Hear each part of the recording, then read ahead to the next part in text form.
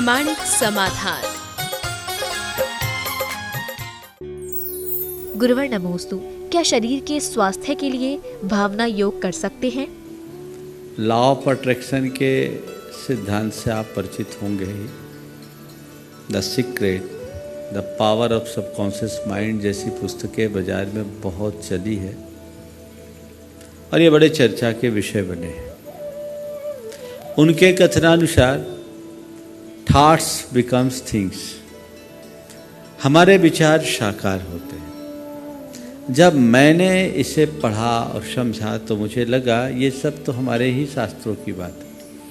वो कहते हैं थॉट्स बिकम्स थिंग्स, हमारे यहाँ कहा गया यद भाव्यते तद भवति, जैसी हम भावना भाते वैसा होता है। इसका जो सिद्धांत है मनोविज्ञान के हिसाब से कि हम अपने सबकॉन्शियस माइंड में जैसी कमांड देते हैं, जैसी फीडिंग देते हैं, वही कालांतर में प्रकट होकर हमारे कॉन्शियस माइंड में आता है और वो हमारे व्यवहार, प्रवृत्ति और चरित्र का निर्धारक बन जाता है। तो हम सबकॉन्शियस माइंड से कॉन्शियस माइंड को कंट्रोल करने की क्षमता ला सकते हैं। इसके साथ साथ भावना योग में जो दूसरी बात जोड़ी गई है वो ऑटो सजेशन की है। विभिन्न प्रकार के सूत्र वाक्यों से अपने माइंड को कमांड देने की प्रवृत्ति का नाम है ऑटो सजेशन। वो भी हमारे सबकॉन्शियस माइंड को स्ट्रॉन्ग बनाता है। तो इनसे हम अपने तन के स्वास्थ्य का, मन को मस्त और आत्मा को प्रशस्त, तीनों कार्य कर सकते हैं। शरीर के स्वास्थ्य के लिए हम भावना योग का बहुत अच्छे से प्रयोग कर सकते हैं।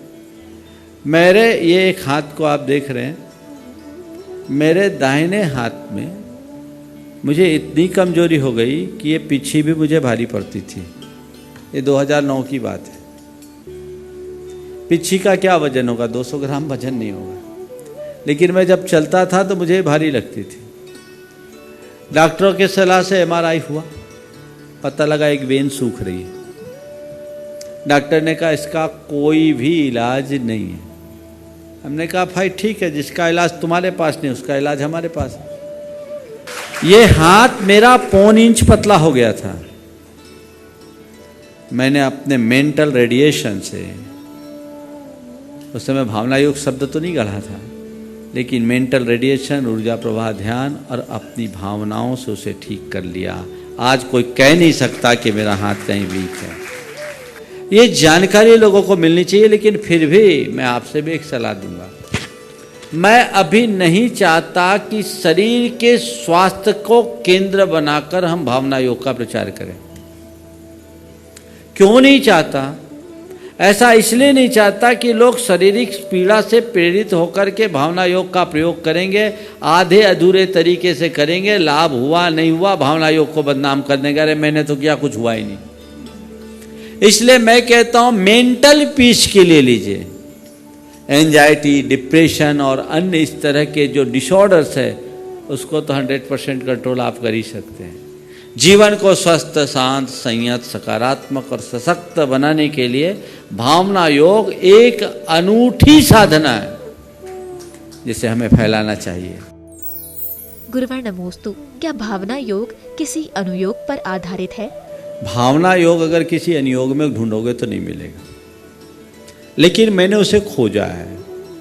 क्योंकि मैं किसी भी बात को पढ़ता हूँ तो केवल पढ़ता नहीं, उसका पूरा मंथन करता हूँ। मैंने पूरे समय सार आदि ग्रंथों को देखा तो समय सार ग्रंथ तो पूरी तरह भावना योग है। वहाँ कहते हैं आत्मा को पाना तो आत्मा की भावना भाव। आचार्य खुद कहते हैं जो आद भावनमिदम निच्चु जुत्तो मुनि समाचर दे सो सब दुख मोक्षम पावी अचरेन काले न। जो हमेशा जो मुनि नित्य उद्यत होकर अपनी आत्मा की भावना भाता है वो शीघ्र ही सर्व दुखों से मुक्त हो जाता है। मैंने इसे पकड़ा। फिर सोहम शब्द हमारा है, लोगों ने पेटेंट कर लिया, बात अलग है, पर सोहम शब्द हमारा है। इसके लिए तो आचार्य पूज्यपाद ने लिखा 6वीं शताब्दी में, सोहम इत्तात संस्कारात तस्मिन् भावनीया पुनः तत्रैव दृढ़ संस्कारात लभते ही आत्मनि स्थिति। हमारी पूरी साधना भावनाओं पर है। फिर मैंने प्रतिक्रमण को देखा, इनर क्लीनिंग के लिए जो हम लोग प्रतिक्रमण करते हैं, तो उसमें मैंने देखा कि हम लोग जब अपना प्रतिक्रमण करते हैं तो मैं इसको छोड़ता हूँ, इसको ग्रहण करता हूँ। मिच्छत्तम भुस्सारामी सम्मत्तम उपसंपज्जामि, मैं मिथ्यात्व को छोड़ता हूँ और सम्यक को ग्रहण करता हूँ। मैंने कहा ये तीर्थंकरों के द्वारा प्रतिपादित बात व्यर्थ नहीं हो सकती। फिर मैंने उस पर गहराई से सोचना शुरू किया। ये प्रतिक्रमण को पाठ की तरह पढ़ते, अरे ये तो हमारे जीवन के परिवर्तन का आधार है। मुनियों के जीवन में जो भी परिवर्तन हुआ है वो उनके 6 आवश्यकों के बल पर ही हुआ है। मैंने उन 6 आवश्यकों को कंपाइल किया 4 बातों में। क्योंकि मैं 4 की बातें करता हूं तो स्तुति और वंदना को मैंने नए तरीके से व्याख्यायित किया। हम 24 तीर्थंकरों के गुणगान को स्तुति बोलते हैं और तीर्थंकरों, अरहंतों और गुरुओं के नमन को वंदना करते हैं। मैंने इसे दोनों को मिलाकर प्रार्थना कर दिया और वहाँ किसी का गुणगान नहीं, प्रभु के प्रति आभार व्यक्त करते हुए अपने जीवन को स्वस्थ, शांत, संयत, सशक्त और सकारात्मक बनाने की भावना से जोड़ दिया। ये हमारी प्रार्थना हो गई। प्रतिक्रमण हम लोग रटा रटाया प्रतिक्रमण करते, रोज रोज पाठ कर जाते और कुछ नहीं होता। वस्तुतः प्रतिक्रमण है क्या? अपने दोषों की शुद्धि का नाम प्रतिक्रमण है। कृत दोष निरायरणम परिक्रमणम। जो मैंने प्रतिक्रमण देखा, मैंने कहा ये तो ऑटो सजेशन का एक रूप है। और आज पश्चिम में जिसे लोग डिवाइन फॉरगिवनेस के रूप में देखते हैं, वो हमारे प्रतिक्रमण है। जहाँ कहते हैं खम्मामि सव्य जीवानम सव्य जीवा खमंतु में मित्ति में सब भुजेसु बेरम मध्यम न के निवि। आज लोग इसे डिवाइन फॉरगिवनेस के रूप में डिवाइन फॉरगिवनेस बोलते हैं। वो शब्द आप लोगों को अच्छा समझ में आ जाता, उत्तम क्षमा समझ में नहीं आती।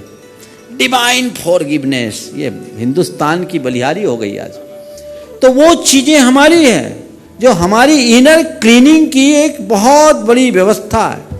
प्रार्थना है इनर नरिशमेंट, प्रतिक्रमण है इनर क्लीनिंग, और प्रत्याख्यान हम लोग केवल त्याग के रूप में देखते हैं। हमने किसी चीज़ को त्याग दिया, प्रत्याख्यान। महाराज प्रत्याख्यान दे दे, पक्षखान दे दे, श्वेतांबर परम में पक्षखान शब्द का ज़्यादा प्रयोग होता है। हम त्याग दे नहीं। प्रत्याख्यान है क्या? भावी जीवन को उज्जवल बनाने का संकल्प है प्रत्याख्यान। मैंने भविष्य में लग सकने वाले दोषों को आज त्यागा, यानी भावी जीवन को उज्जवल बनाने का संकल्प लिया। ये ऑटो सजेशन है। आज मुझे खुश रहना है, आज मुझे शांत रहना है, आज मुझे संयत रहना है, आज मुझे प्रसन्न रहना है। ये जो सोच, आज मुझे सकारात्मक रहना है, ये कमांड हम अपने सबकॉन्शियस माइंड को देंगे तो उसका असर हमारे मन पर आए बिना नहीं रहेगा। मैं तो आप सबसे कहता हूँ 3 महीने लगातार आप कर दीजिए बिना नागा भावना योग, उसके बाद मुझसे बोलिए। आपके भीतर एक नए व्यक्ति का जन्म ना हो तो मुझसे बात करना। एक नए व्यक्ति का जन्म होगा, लेकिन ये लाभ आपको तब होगा जब आप इस दिशा में कुछ करें। ये एक ऐसी प्रक्रिया है जो संप्रदायातीत साधना बन सकती है और जैन साधना को विश्व मंच पर प्रतिष्ठापित कर सकती है। एक बात और भावना योग के बारे में कहूँगा। वर्तमान में योग से जुड़ी हुई अनेक प्रक्रियाएं चल रही है, सब अच्छी है। बहुत सारे योग ध्यान की प्रक्रियाएं हैं, जैन परंपरा में भी बहुत सारी हैं, लेकिन आप देखिएगा लगभग सब की सब में कॉपी पेस्ट है। सब पतंजलि का कहीं ना कहीं से अनुकरण है। पर ये जो भावना योग है, ये विशुद्धतया जैन साधना है, इसे कोई क्लेम नहीं कर सकता। और वह साधना है जिसे युग युगांतरों से ऋषि मुनियों ने अपनाया और अपने जीवन का उद्धार किया। मैंने कुछ भी नया नहीं किया, केवल नए ढंग से आप सबके बीच प्रस्तुत किया है। अब ये आपका काम है इसे जन जन तक पहुंचाए। बहुत सारे मनोचिकित्सक, बहुत सारे चिकित्सक, डॉक्टर KM गंगवाल हैं, डॉक्टर SK पाटोदी हैं, ये लोग चिकित्सक होकर के भी इस दिशा में काम कर रहे हैं। मैंने इन सबको एक टास्क दे रखा है, आप भी उसमें शामिल होंगे तो मुझे प्रसन्नता होगी।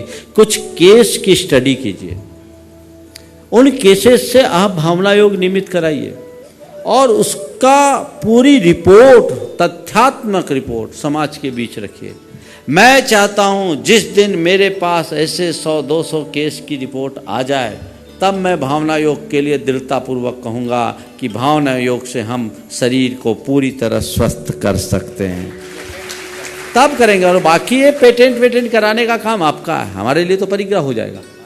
पर ये काम आपका है और मेरे ख्याल से आप लोगों का काम आपको करना चाहिए। जिन शासन की प्रभावना है शायद इस दिशा में प्रयास हो भी गया है, पर ये आपका काम है, मैं नहीं कहूँगा, लेकिन ये काम आप लोगों को कर लेना चाहिए ताकि ये जैन धर्म की प्रभावना का आधार बना रहे। गुरुवर नमोस्तु, बदलते दौर में हम अपने धर्ममय जीवन को कैसे व्यवस्थित करें? देखिए, देश काल तो हमेशा बदलता है। हमें धर्म और संस्कृति के प्रति अपनी निष्ठा गहरी बना के रखना चाहिए। बदलते दौर में हमें धर्म करने के तरीके में भी थोड़ा परिवर्तन करना पड़ सकता है और कर लेना चाहिए। लेकिन आज के दौर में मैं एक ही बात सबसे पहले ये कहूँगा कि हम अपनी एक बाउंड्री फिक्स करें। कितना भी जीवन बदले, देश और दुनिया में कितना भी बड़ा परिवर्तन क्यों ना आए, हमें एक बाउंड्री लाइन खींच के रहनी है। उस सीमा का उल्लंघन नहीं करना। वो है हमारे कुल की मर्यादा, वो है हमारे धर्म की मर्यादा, वो है हमारे परिवार की मर्यादा और वो हमारे स्वयं की मर्यादा। यदि उस सीमा के भीतर रहते हुए मनुष्य काम करता है तो उसके सामने कोई चुनौतियां नहीं आती, और यदि कोई सीमा नहीं रखता तो व्यक्ति कभी सलामत नहीं रह सकता। जहाँ तक है कि चूंकि अब आजकल कार्यशैली बदल गई, व्यस्तताएं बदल गई, अब तो कई लोग आप जैसे ऐसे होते हैं कि सप्ताह में 4 दिन भारत से बाहर रहते हैं। कई ऐसे भी लोग हैं कि आज लंदन गए, कल अमेरिका, परसों दुनिया के किसी तीसरे देश में, फिर भारत में। ऐसे व्यस्ततम लोगों से यदि कोई अपेक्षा रखे कि वो नित्य पूजन करे, रोज आहार दे या धार्मिक क्रियाएं करे, तो शायद उनके लिए अव्यवहारिक जैसा लगेगा। आर्थिक प्रतिस्पर्धा के दौर में उनके लिए ये भी व्यवहारिक नहीं कि अपने कारोबार को एकदम समेट ले। और मैं इस बात के पक्ष में भी नहीं हूं कि सभी जैनियों को अपना कारोबार पर समेट लेना चाहिए, बल्कि मैं आपके माध्यम से एक संदेश जैन समाज को देना चाहता हूं। कारोबार बढ़ाओ, पहले अपने जरूरत के लिए, फिर जरूरतमंदों के लिए। कोई निषेध नहीं, पहले अपनी जरूरत के लिए अपना पेट अच्छे से भर लो, फिर जरूरतमंदों के लिए। पर परिग्रही मत बनो, संग्रही बनो। संग्रही और परिग्रही में क्या अंतर है? जो धन का संग्रह करके उसका सदुपयोग करे वो संग्रही, संग्रह से अनुग्रह होता है। और जो धन को संग्रहित करके रख ले वो परिग्रही, परिग्रह में विग्रह होता है। विग्रह यानी झगड़ा, फसाद। तो आप जैसे लोग अगर अपने कारोबार को बढ़ाते हैं और देश दुनिया में जाते, कोई एतराज नहीं। चक्रवर्ती जैसा वैभव किसके पास होगा? उस वैभव की सुरक्षा और पाने के लिए 60,000 वर्ष तक चक्रवर्ती ने दिग्विजय यात्रा की। कहाँ समय मिलता होगा उसको? कोई ऐसा नहीं है कि धन पैसा रखना पाप है, धन में आसक्ति करना पाप है, और पापात्मक क्रियाओं से धन को अर्जित करना पाप है। तो आप जैसे लोगों को मैं सलाह दूंगा, खूब कारोबार कीजिए, नैतिकता और प्रामाणिकता की कसौटी पर खरे उतर करके करिए, पहली बात। दूसरी बात, धन में आसक्त न रहिए। और धार्मिक क्रियाओं की बात है तो थोड़ा तरीका बदल दीजिए। आपको मंदिर जाने की सहूलियत नहीं है, रोज पूजन करने की सहूलियत नहीं है, सुबह मॉर्निंग वॉक पे तो जाते ही होंगे।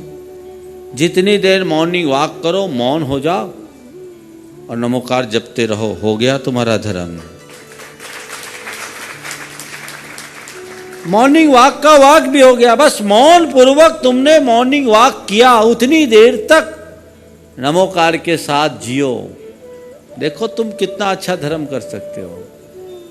घर से ऑफिस 2 घंटे का रास्ता है, तुम रोज पूजन नहीं कर सकते, प्रवचन नहीं सुन सकते, गाड़ी में बैठो, यूट्यूब खोलो, कान में लगाओ, प्रवचन सुन लो, भक्तामर स्तोत्र सुन लो, भगवान की पूजन सुन लो, दुनियादारी से दूर कर लो, हो गया समय। बंधुओं, बाधा परिस्थितियों से नहीं है, बाधा प्रायोरिटी से है, प्राथमिकताओं से है। मनुष्य कहीं भी क्यों ना पहुंच जाए, अगर उसकी प्राथमिकताएं सही है तो जीवन में वो कभी विफल नहीं होगा, और प्राथमिकताएं बदल जाए तो वो कभी सफल नहीं हो सकता। गुरुवर नमोस्तु, समझदार व्यक्ति की क्या पहचान है? कबीर का एक दोहा मुझे आता है, समझा समझा एक है, अनसमझा सब एक, तिनको समझा जानिए, जिनके घट में विवेक। समझ गए? तो मैं संक्षेप में समझदार का ये अर्थ कहूँगा, जिसको विवेक है, और कहूँ कब बोलना और कब नहीं बोलना, इसकी समझ एक समझदार की पहचान। गुरुवर नमोस्तु, पानी आसमान में रहकर भी लोगों की प्यास मिटाने हेतु नीचे गिरता है। हम स्वयं को पानी के समान कैसे बनाएं? बात बिल्कुल सही है। पानी आसमान की बूंदे आसमान से गिर करके भी लोगों की प्यास बुझाती, लोगों की ही नहीं, धरती की प्यास बुझाता है। गिर करके धरती का प्यास बुझाए, और लोग आसमान से नीचे आ जाए तो वो कैसे सोचे। देखो, जो महान होते हैं वो लोगों की प्यास बुझाने को नीचे उतरते हैं, और जो धूर्त होते हैं उन्हें नीचे उतारा जाता है। समझ गए? तो पानी से हमें प्रेरणा लो, पानी खुद उतरता है और धरती का की प्यास बुझाता है। और फिर सर्किल देखो, साइकिल देखो, पानी धरती पर गिरता है, नदियों नालों नदियों से बहता है, समुद्र में जाता है, फिर वहीं पहुंच जाता है और फिर वापस आ जाता है। ये चेन चलता है।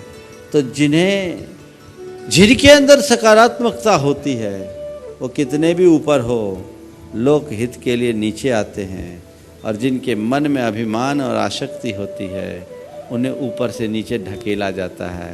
तो जो ऊपर से नीचे गिराए जाएंगे वो किसी काम के नहीं रहेंगे, चारों खाने चित्त होंगे। इसलिए चार पंक्तियां कहता हूँ, ये जीवन जल है आसमान का नहीं मूल, धरती ने दिया उधार धरा का यह धन है। पानी नीचे क्यों आता है? क्योंकि धरती ने उसे दिया है, धरती से ही गया है, तो उसे उस उधार को चुकाना है। इसलिए वो आता है कि मैंने धरती ने पानी मुझे दिया, मेरा वजूद दिया, तो मैं वापस धरती को सींचूं, उसके प्रति कृतज्ञता ज्ञापित करने के लिए आता है। जो आज ऊपर चढ़े आसमान में बैठे उनके लिए पंक्तियां हैं, ये जीवन जल है आसमान का नहीं मूल, धरती ने दिया उधार धरा का ये धन है, तेरा इसे नभ में ही रोक रखने का प्रण तेरे विनाश का सबसे पहला कारण है।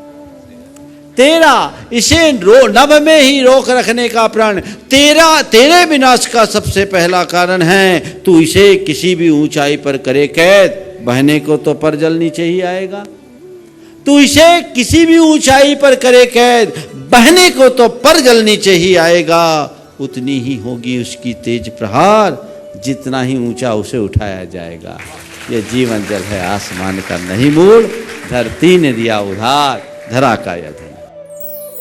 गुरुवर नमोस्तु, अच्छा बनना और अच्छा होने में क्या अंतर है? देखिए, अच्छा बनना तो आजकल के समय में बनाना यानी बनावटीपना है ना। अच्छा बनना और अच्छा होने में अंतर मैं आपको बताऊं, फोटो और एक्सरे में। आपकी फोटो बहुत शानदार हो और एक्सरे खराब हो तो ये कोई जरूरी नहीं कि जिसकी फोटो अच्छी उसका एक्सरे ठीक हो, है क्या? फोटो में चमक है और अंदर एक्सरे खराब है। तो अच्छा बनना यानी फोटो सुधारना, और अच्छा होना यानी एक्सरे ठीक करना।